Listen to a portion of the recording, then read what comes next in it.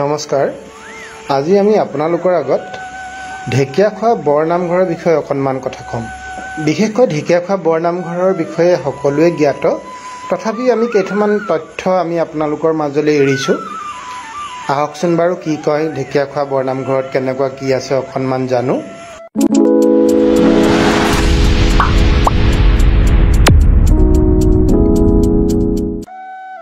ঢেকিয়াখোৱা বৰনামঘৰ অসমৰ যোৰহাট নগৰৰ পৰা প্ৰায় 12 কিলোমিটাৰমান পূবত অৱস্থিত। ই 37 নং ৰাষ্ট্ৰীয় পথৰ পৰা প্ৰায় 3.5 কিলোমিটাৰমান দূৰৰ ঢেকিয়াখোৱা গাঁৱত অৱস্থিত। ভাদ মাহৰ অখণ্ড নাম কীৰ্তনৰ বাবে নামঘৰলৈ অগণন ভক্তৰ ভিৰ হোৱা দেখা যায়।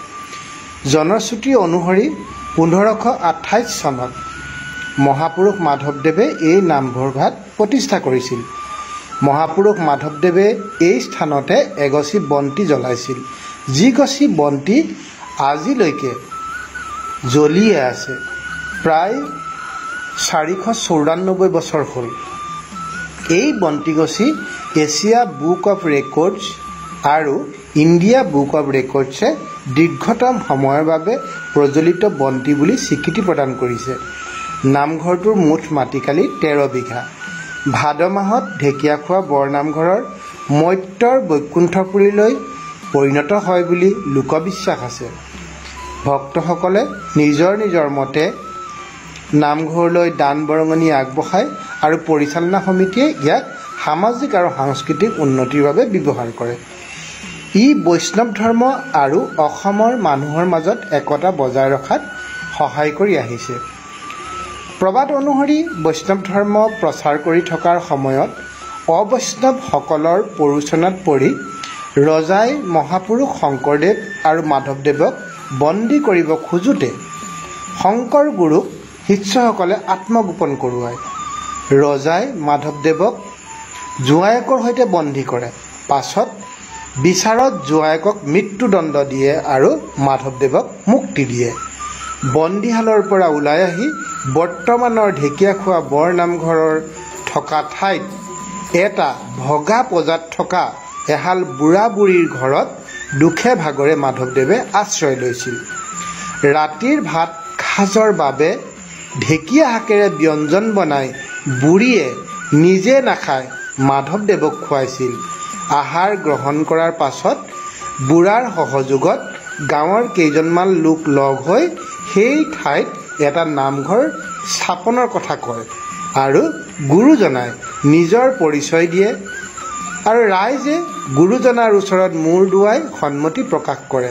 আমি আহি উপস্থিত হৈছোঁ এই ঢেকিয়াখোৱা বৰনামঘৰৰ ভকত শ্ৰীযুত পৰমানন্দ শইকীয়াদেৱৰ ওচৰত আহি উপস্থিত হৈছোঁ। তেখেতক এই নামঘৰৰ বিষয়ে থুলমূলকৈ আমি দুআষাৰ ক'বলৈ অনুৰোধ জনাইছোঁ। হয়, নমস্কাৰ। তেতিয়াৰ দিনত নামঘৰটো এনেকুৱা নাছিলে নহয়, তেতিয়াতো ঘৰ দুৱাৰ নাছিলে, ভগা চিগা আছিলে আৰু ঘৰ বনাবই নাজানিছিলে নহয় মানুহে। আৰু চাকি সংৰক্ষিত কৰি ৰাখিবলৈ হয়। আগৰ দিনত নাম এনেকৈ নচলিছিলে। আগৰ দিনত এসপ্তাহৰ মূৰত এদিনহে চলিছিল অতীজতে মানে। তাৰপিছত ক্ৰমান্বয়ে যেতিয়া মানুহৰ ভিৰ আহি গ'ল, আজিকালি ধৰি লওক তেনেকৈতো মানুহৰ প্ৰবাহ আহি গ'ল আৰু তেতিয়াৰ পৰা আৰু এইটো অন্যতমে চলি আছে। আৰু এতিয়া এই গছ আপুনি যি গছ বন্তি মাধৱদেৱৰ দিনৰ একে জেগাতে জ্বলি আছে মানে। তাৰপিছত তাৰপিছত আৰু মাধৱদেৱে ভাত পানী খুৱাই ঢেকিয়াখোৱা গাঁওখনৰ নাম দিলে। তাৰপৰা আৰু এইখন নদী এখন আছিলে আকৌ, এই নদীখনৰ কাৰণতে এটা কাঠৰ মূঢ়া আছিলে। এই মূঢ়াটোতে ভৰি হাত ধৰিছিলে। এইটো মূঢ়াটো তাত সংৰক্ষিত কৰি থোৱা আছে, বুজিছানে? তাৰপৰা আৰু তাৰপৰা আকৌ ভৰি ধোৱা মূঢ়াটো তাত আছে, সংৰক্ষিত কৰি থোৱা আছে। হয়, মূঢ়াটো সংৰক্ষিত কৰি থোৱা আছে। তাৰপৰা আকৌ মাধৱদেৱ ইয়াৰ পৰা গ'লগৈ আৰু শংকৰদেৱ লগ পাবলৈ মধুপুৰলৈ। ইমানকে ক'লো আৰু মই অলপ এই নামঘৰ ভাগ এতিয়া ধৰি লওক আগতকে বহুত এতিয়া ভাদ মাহত নামঘৰ ভাগত যথেষ্টখিনি ভিৰ হয়, আগমন হয়। কেনেকুৱা ঠাইৰ পৰা ইয়ালৈ হেৰি তাৰমানে সেইবিলাক অসমৰ মানুহ আহিছে, বাহিৰৰ মানুহ আহি থাকে। এতিয়া কি হয়, আগৰ দিনত পাল নাম পাতিছিলে, শংকৰদেৱে মাধৱদেৱে পাল নাম পাতিছিলে। সেইকাৰণে ভাদ মাহত সেই পাল নামটো পতা হয় মানে। সেইকাৰণে ভকত বৈষ্ণৱ আদৰণীয় হয়। আৰু আগৰ দিনত কি হ'ল, শংকৰ মাধৱদেৱেও য'ত পাল নাম যে পাতিছিলে তাতো মানুহ গোট খাইছিলে, বহুত গোট খাইছিলে। যি ঠাইত গুৰুজনাই ভোজন কৰিছিল সেই ঠাইত বৰগছৰ তলত খুঁটি মাৰি বন্তি প্ৰজ্বলন কৰি নামঘৰ ভাগ স্থাপন কৰে। তেতিয়াৰ পৰাই এই নামঘৰটোৰ লগত অঞ্চলটোৰ নাম ঢেকীয়াখোৱা হয় বুলি প্ৰচলিত।